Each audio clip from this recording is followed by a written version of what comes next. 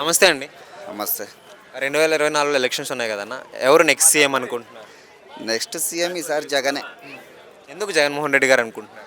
ఎందుకంటే అభివృద్ధి బాగా చేస్తున్నాడు.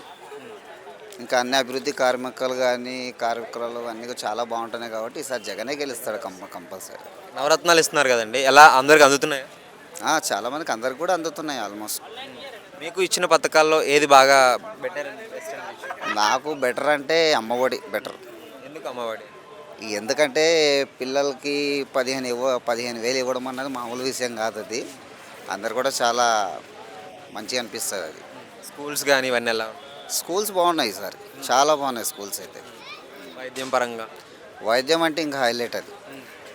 ఆరోగ్యశ్రీ కానీ అలాంటి. ఆరోగ్యశ్రీ కానీ అవన్నీ కానీ ఈసారి చాలా బాగున్నాయి అన్నీ కూడా స్కీమ్లు అనేవి. ఇంకొకటి వాలంటీర్ వ్యవస్థ తీసుకొచ్చారు కదన్న. అది ఎలా అనిపించింది? ఇప్పుడు ఎక్కడా తీసుకురాలేదు ఫస్ట్ టైం వాలంటీర్ వ్యవస్థ. అంటే 50 ఇళ్ళకి ఒక ఇన్ఛార్జ్గా ఎలా అనిపించింది? అంటే వాలంటరీ అనేది చాలా ఇంపార్టెంట్ ఇప్పుడు. ఎందుకంటే మన ఏమైనా అవసరం ఉన్నా ఏదైనా కావాలంటే ఎటో టౌన్కి వెళ్ళి ఊరు సైడ్ చేయించుకోవాలన్న పరిస్థితులు ఉండే. ఈ సచివాలయం వచ్చినప్పటి నుంచి వాలంటీర్సే మనకి ఏమైనా ప్రాబ్లం ఉన్నా ఏమన్నా కరప్షన్స్ కానీ ఏమన్నా అట్లాంటివి ఉన్నా కూడా వాళ్ళు దగ్గరుండి కేర్ తీసుకొని మరీ చేయించినారు. అది చాలా బాగుంది. వాలంటీర్స్ బెస్ట్ అది. ఓకే. అంటే వాలంటీర్ వ్యవస్థ ద్వారా అంటే మీకేం ప్రాబ్లమ్స్ ఉన్నా సరే సాల్వ్ అవుతుంది. అదైతే కంపల్సరీ దగ్గరుండి వాళ్ళే చూసుకుంటారు ఏమైనా ప్రాబ్లం ఉందంటే. యువతకి జాబ్స్ పరంగా ఆంధ్రాలో ఎలా ఉంది? జాబ్స్ బాగున్నాయి ఇప్పుడు. ఇంతకు ముందులా కాకుండా ఇప్పుడు చాలా బాగున్నాయి జాబ్స్.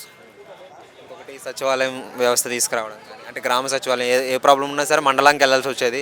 అదే అప్పుడు మండలానికి వెళ్ళాల్సి ఉండే ఏ చిన్న పని ఉన్నా ఏమైనా ప్రాబ్లం ఉన్నా కానీ ఇప్పుడు అవన్నీ కాకుండా ఇక్కడ మన ఊర్లోనే అయిపోయేటట్టు వాలంటీర్లు బాగా చేస్తున్నారు.